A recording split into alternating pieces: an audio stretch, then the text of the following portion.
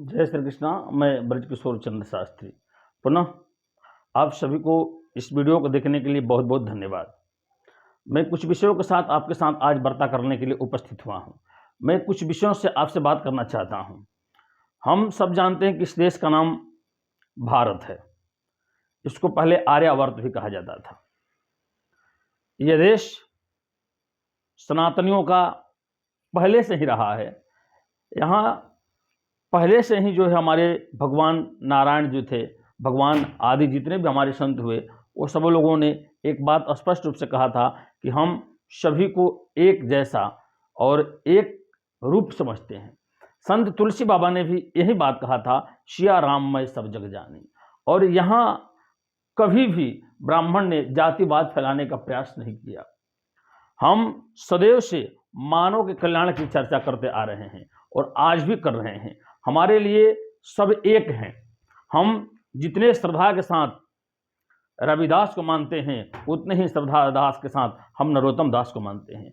उतनी ही श्रद्धा से हम विवेकानंद को मानते हैं और उतने ही आस्था प्रेम विश्वास लेकर हम अपने संविधान को मानते हैं।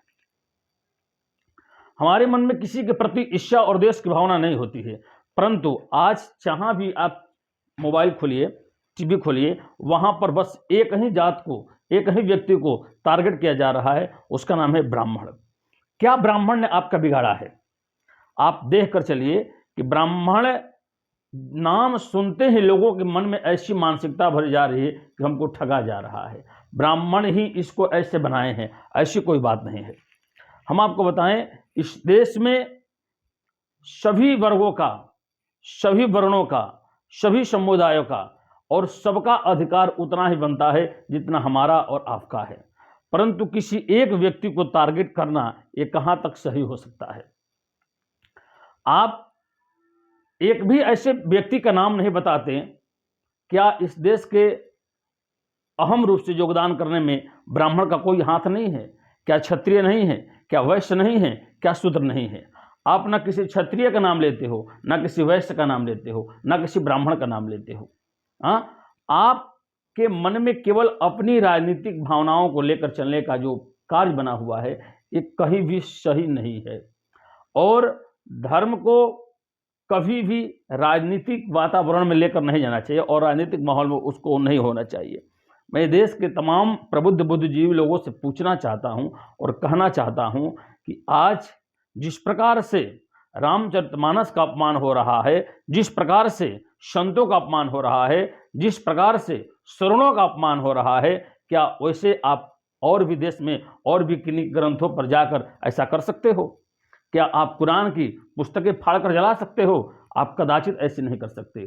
क्या आप ईसाई मशीनरियों को जाकर जला सकते हो? ऐसा आप नहीं कर सकते हैं। लेकिन आप ये समझ रहे हैं कि हमें अपने आप में ही श्रेष्ठ बनना है और हम पूरी दुनिया में छाए रहें। इसी के चलते आप कभी संतों का विरोध करते हो, कभी ब्राह्मणों का विरोध करते हो, कभी राम का विरोध करते हो, कभी कृष्ण का विरोध करते हो और कभी रामायण जैसे महान ग्रंथों को जलाने की बात करते हो, मिटाने की बात करते हो। हम उस रामचरितमानस और उस हनुमान, उस भागवत पुराण, वो ग्रंथ, वो साहित्य, वो उपनिषद कि हम उपासक हैं जिसमें सभी मानव मात्र को हृदय से लगाया गया। भिलिनी एक तपस्विनी, भिलिनी जैसी सबसे नीच जाति में रहने वाली गुहराज, केवट, भील आदि सबको भगवान ने अपने हृदय से लगाया।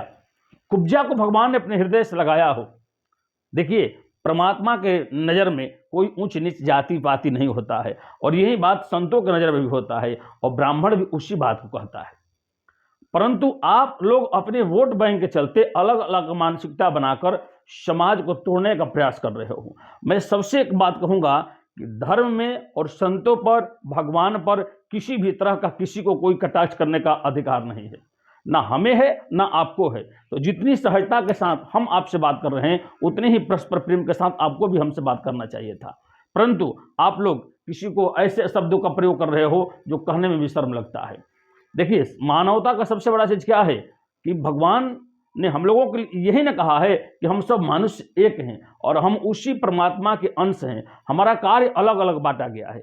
आपको धागा नहीं बांधना है तो मैं आपको जबरदस्ती थोड़े बंधवा रहा हूं। मैं लेकिन बांध रहा हूं तो आपको दुख क्यों हो रहा है? मैं माथे पर चंदन लगा रहा हूं और दुख आपको हो रहा है। ये माथे पर चंदन मेरे लीला पर लगा हुआ है ना, फिर आपको क्या टेंशन हो रहा है कि पंडित जी माथे पर चंदन क्यों लगा रहे हैं? मैंने ये भगवा वस्त्र पहना है तो आपको ईर्ष्या क्यों हो रहा है? हम हरा भी पहन सकते हैं, हम पीला भी पहन सकते हैं, हम उजला भी पहन सकते हैं। मुझे ईर्ष्या नहीं हो रहा है कि आप ब्लू क्यों पहन रहे हो, आप हरा क्यों पहन रहे हो, आप बैगनी क्यों पहन रहे हो, आप संतरे क्यों पहन रहे हो। रंग तो सब परमात्मा का है। जब सूर्य में इतने रंग है तो ईश्वर के सारे रंग हैं, लेकिन आप वो रंग को अपना अपना रंग में ढालने का प्रयास कर रहे हो, ये कहीं भी सही नहीं हो सकता है। प्रिय महानुभाव, आप सब प्रबुद्ध बुद्धिजीवी लोग हैं। मैं इस तमाम भारतवर्ष के जितने भी लोग हैं जिनके भी मन में इस तरह की बातें बैठी हुई है, इससे समाज का, राष्ट्र का, विश्व का कल्याण नहीं होगा। कल्याण कैसे होगा? जब हम एक रहेंगे, और एकता ही सबसे बड़ी चीज है। और इसके लिए हम सबको किसी के प्रति भी गलत मानसिकता मन में लेकर नहीं चलना है। हम सबके हैं और सब हमारे हैं। हमारे संतों ने तो कहा है ना, हम राम जी के हैं, राम जी हमारे हैं।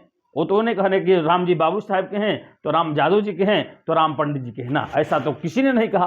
हम कहते हैं कि हम राम जी के हैं और राम जी हमारे हैं। हम तो सर्वो भवन्तु सुखिनः सर्वो सन्तु निरामया सर्वे भद्राणि पश्यन्तु मा कश्चित् दुःखभाग् भवेत्। हम तो सभी का कल्याण की बात कर रहे हैं, परंतु आप किसी एक के कल्याण की बात कर रहे हो, ये कहीं सही नहीं हो सकता है। आज इसको समझने का विषय है। और परमात्मा को देखो सब भजता है, ईश्वर को सब भजता है, संतों के चरण में सब जानते हैं। बस आप चुनाव कर रहे हो खाली कि मुझे किसको बजाना है। और अपनी राजनीति के लिए कि ये अगला कह रहा है कि राम सही है तो हम कहेंगे कृष्ण सही है, जबकि दोनों एक हैं। तू ही राम है, तू रहीम है कि ना? वही है। परंतु आप अलग अलग मानसिकता के लोग अलग अलग बातें को लेकर चल रहे हो, ये कहीं भी सही नहीं हो सकता है। और इस चीज संदेश को पूरे लोगों तक पहुंचाइए ताकि आपसी भाईचारा न बिगड़े और आपसी प्रेम बनाकर रहे। नारायण।